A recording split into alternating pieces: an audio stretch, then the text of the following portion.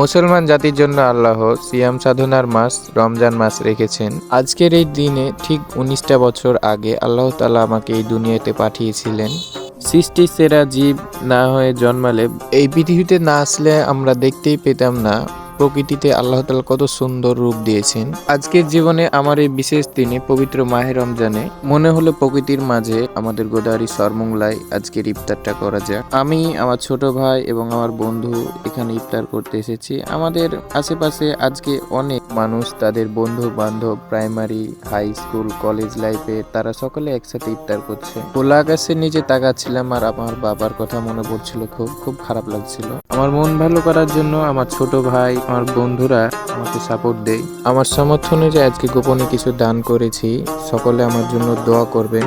আর একটা কথা মনে রাখেন, জীবনে কারো কাছে কোনোদিন কোনো কিছু আশা করবেন না। পুরা মশলা দিয়ে একদম সেরা রাঁধুনি যে বানিয়েছে। আপনারা ভিতরে লাইভ করে দেবেন, হ্যাঁ?